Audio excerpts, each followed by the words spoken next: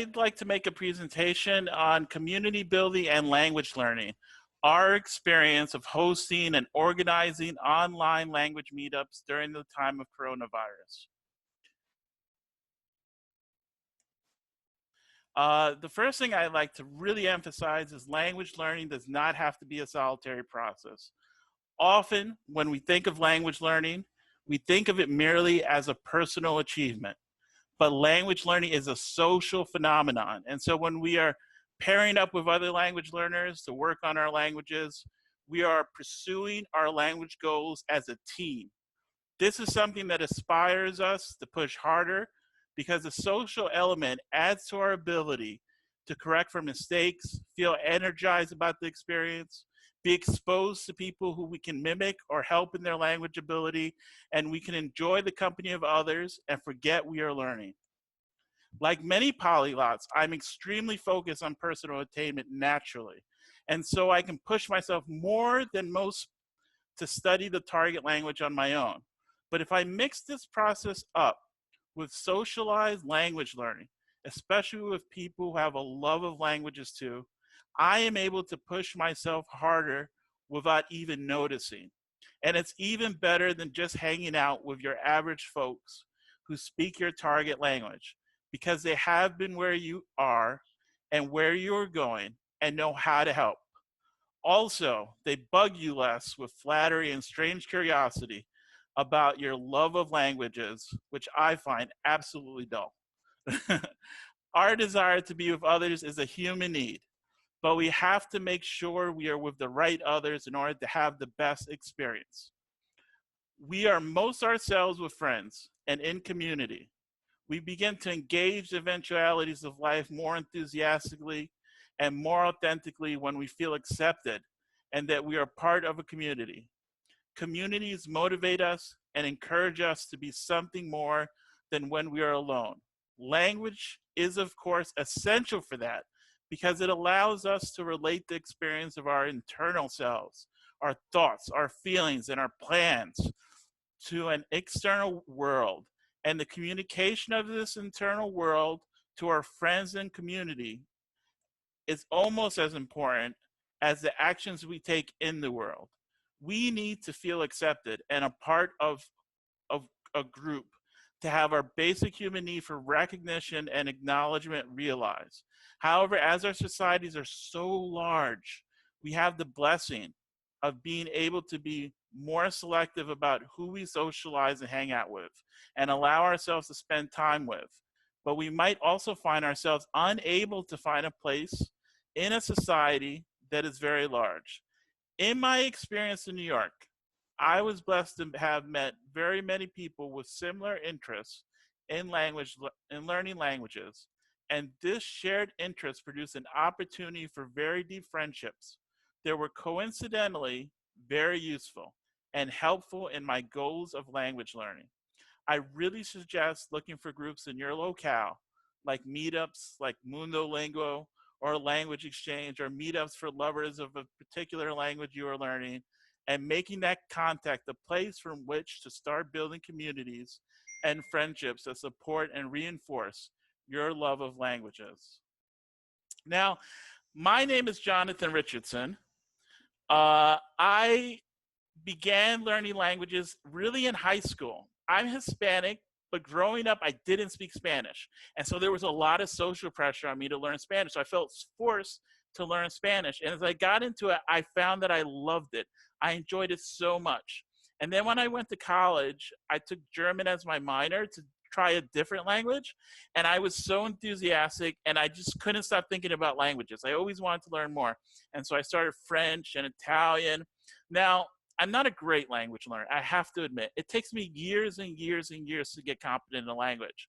But I am a great language dabbler because I do multiple languages. I'm always open to starting new languages because I enjoy the experience.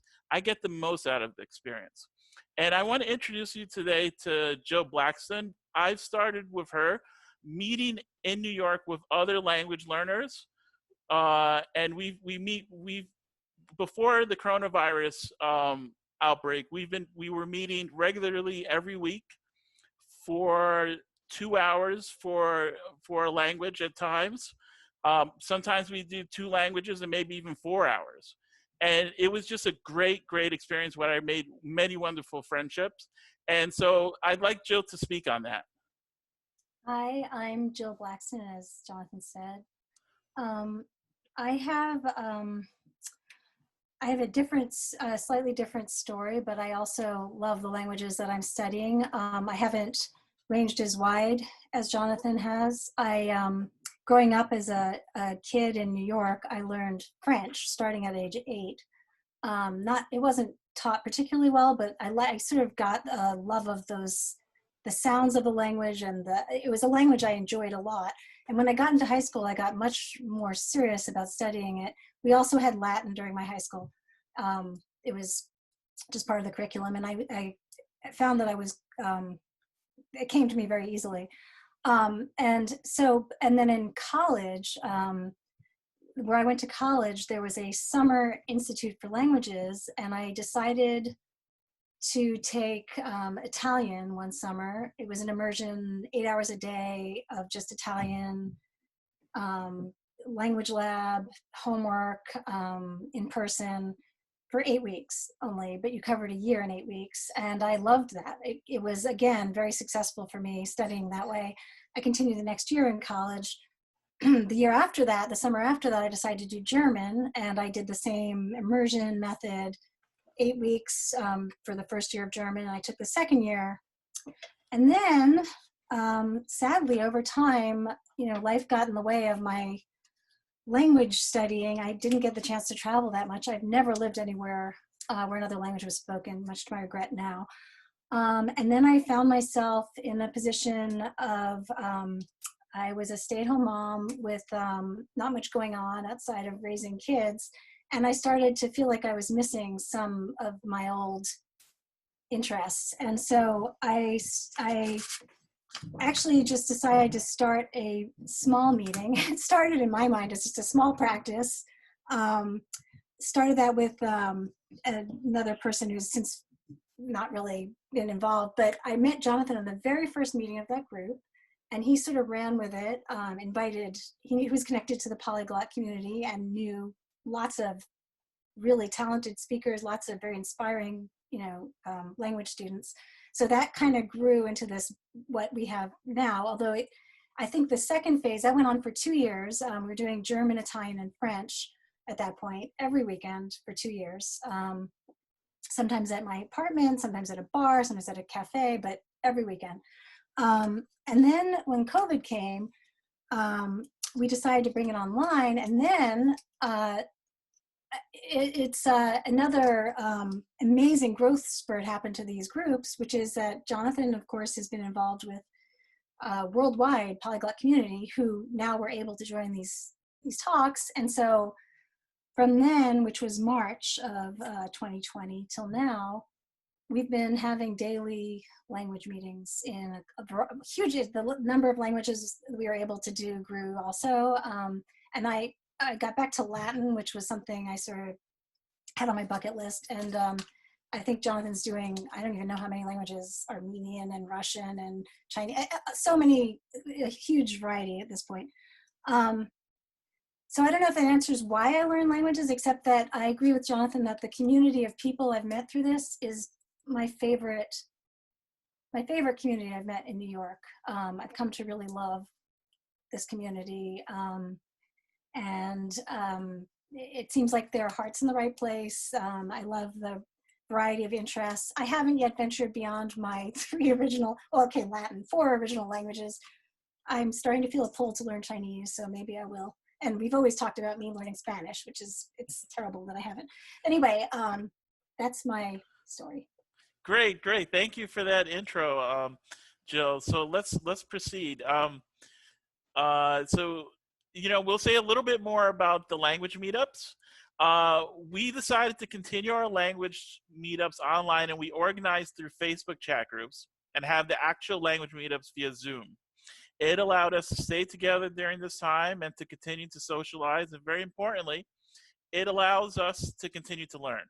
We organize chats for English, Spanish, French, Italian, German, Portuguese, Chinese, Russian, Arabic, Hebrew, Greek, Dutch, Yiddish, and Japanese.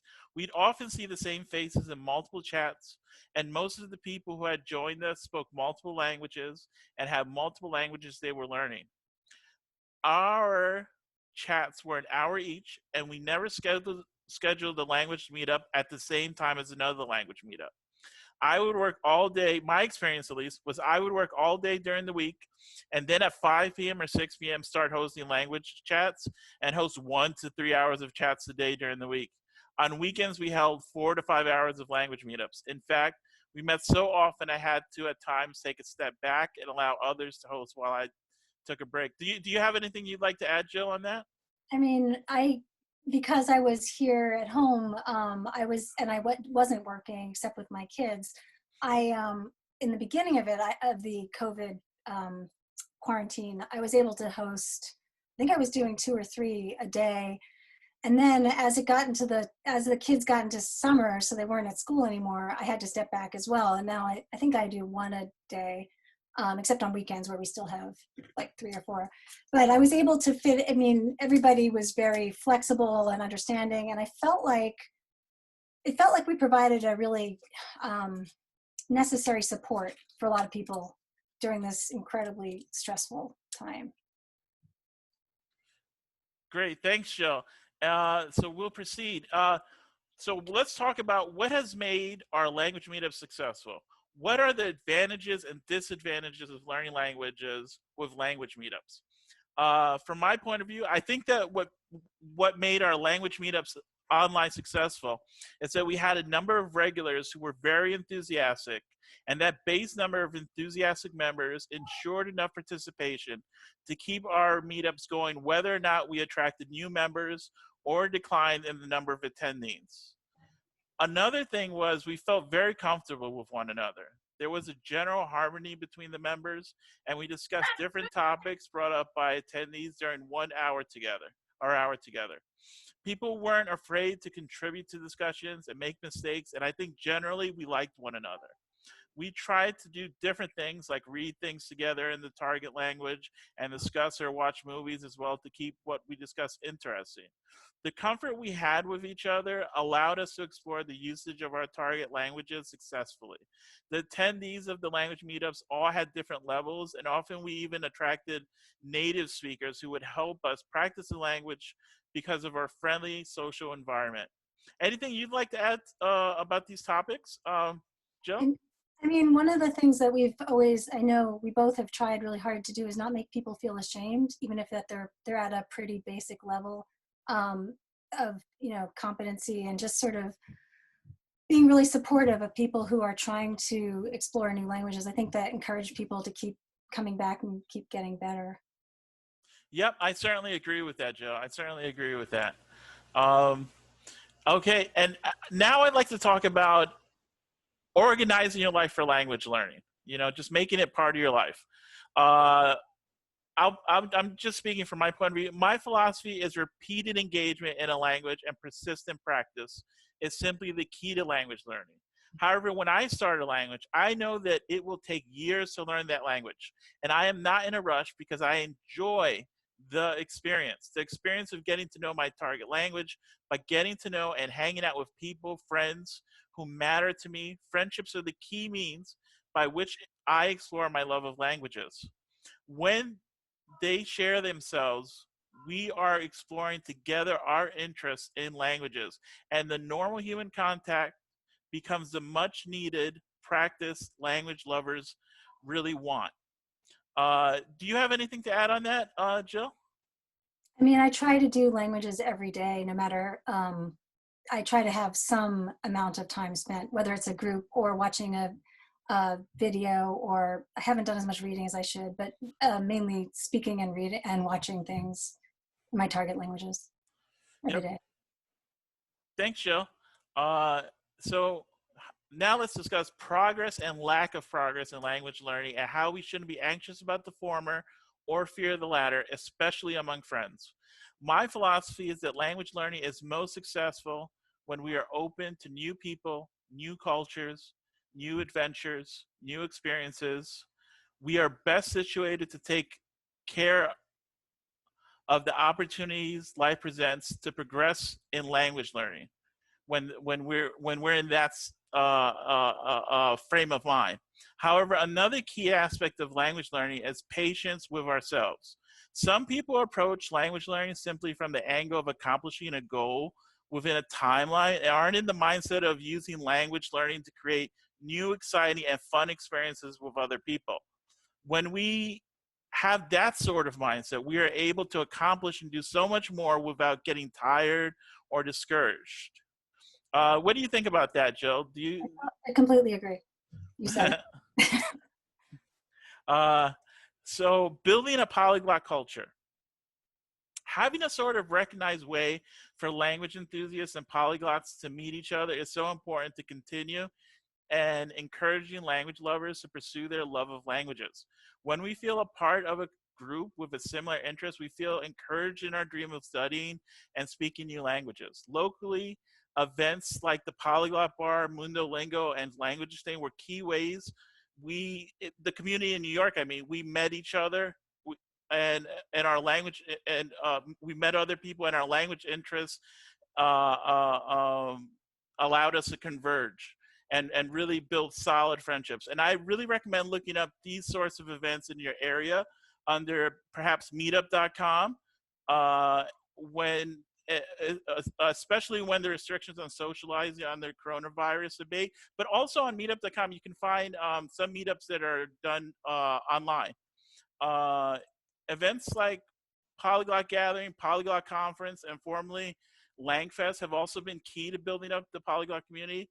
Another great attraction that is helping to form a polyglot community are all those interesting polyglots who have blogs and YouTube channels that keep us in tune and blogs or YouTube channels that keep us in tune and in tune with what's happening in the community and entertain. But the real goal is to create that experience where we are. I would recommend and encourage people wherever they are to maybe take that step and create meetups of their own in their area for language learners. And that will give an opportunity to create those friendships, even in locales where you might think there aren't many polyglots or language enthusiasts. I think it's also important to change the way we think about language. Languages aren't just a useful tool. Using and learning a language creates a beautiful experience that makes life more joyful and happy. It connects us with a part of the world we wouldn't know otherwise. When we share our love of languages with people who uh, don't share that enthusiasm with us, it seems strange and niche. But we are coming to know through these types of communities that the approach to language learning that we have as polyglots and language enthusiasts is really quite normal. It's perfectly normal to be just addicted to languages. And there's so many people who share that love with you. So why you are your best when you are supported within the polyglot community, how we can help one another attain our best selves. I define community as a group within a larger social context whose members socialize with each other and help each other toward a common goal. So when I say polyglot community, I'm defining that goal not just in terms of learning more languages, but in terms of having a human experience as a polyglot and experiencing people through a shared passion for languages. Also, I understand polyglot as it is now being used to be a broad term for someone not just who is able to speak multiple languages, but someone who actively shows an enthusiasm and desire to speak many languages and works toward that goal. Strategies for growth through community building. I think a key goal is trying to make people feel welcome. When we socialize as polyglots and try to share our enthusiasm, we should engage with an active openness to the experience of the other. We should absolutely build social situations that welcome language lovers of all skills and ages from different social contexts. It was absolutely important that our online language chat groups and even our in-person groups tried to never alienate people or discriminate. People of all different walks of life were welcome. It was especially important that people from different age groups, cultural experiences, and language levels felt welcome to join our groups. One key goal for us was to look at each other as friends from the get-go. And that made the flow of our socializing and communicating more natural and made people want to come back and keep joining us and made them feel they found a place to continue to learn and grow. In this equation, people are just as important as the goal of language learning. I repeat, in this equation, people are just as important as the goal of language learning. Another key strategy for us was sharing responsibility for the managing and organizing of meetings with core members. It was important for us to identify people who really felt committed and who really wanted to share their love of language with us and have their buy-in for continued meetings. People were invited to help in different ways, especially people who were willing to host meetings or attend a meeting as a high level or native speaker to help the flow of the conversation, even though they themselves didn't get much out of it in terms of language practice. But they did get to socialize and enjoy being with friends. Another key thing is we wanted to show our thanks to high-level speakers, and we wanted to make sure everyone felt they belong. When issues came up and a discussion in our chat groups might have made someone feel uncomfortable or taken away from the goals of the group, we tried to respond promptly and clarify the rules for our groups to help continue group coherency around their language enthusiasm and polyglot goals. So would you like to add anything to that, Joe? You're on mute now, Joe. No, I just unmuted. I mean, I agree. I was very impressed with the diversity of the people that were showing up in just every single way. A lot of meetings, we'd have people from different countries, different age groups, different backgrounds, different ethnicities. I mean, it was really kind of heartwarming to just see how people were brought together. And it was also, it was very nice to sort of feel that sense of community with the rest of the world during a time, you know, where it could feel like we were the people who were, you know, in quarantine, or especially in New York, it was pretty intense here for a while, but we were connected. People all over the world were having the same experience. And I feel like the diversity of our groups is a huge asset, and it's actually makes me feel really positive. Yeah, I share that feeling. That feeling is contagious. What you can do to be more a part of the polyglot community. So again, I would recommend trying to find ways of starting social communities where you are. A great tool is meetup.com. Again, that would allow you to find or organize both in-person and online group meetups around language learning. I think it's also key to realize that for language lovers, the study of language is an avocation and a hobby many times. Sometimes when we look at language learning as simply instrumental and a tool for a specific end, like a job or a resume, or to make a foreign partner happy, we may miss out on the richness of the experience of language learning. I also recommend being super respectful of all language learners. Don't be a language snob. Don't be a language snob. Understand that people attain language levels differently and mature in a language differently, and they have different motives for learning a language. Don't feel you aren't good enough at languages or make others feel they aren't good enough. We should enjoy the beauty of language passion in all people at all levels. We shouldn't make people feel awkward or insecure if we can help it. We should make them feel at home and as much as possible feel they have a friend with whom they share an amazing passion and with whom, if we are willing, they can practice and become more and more the amazing polyglots they want to be, even if the end result is very much aspirational. And if you do all that, I think the polyglot community owes you a very real thanks.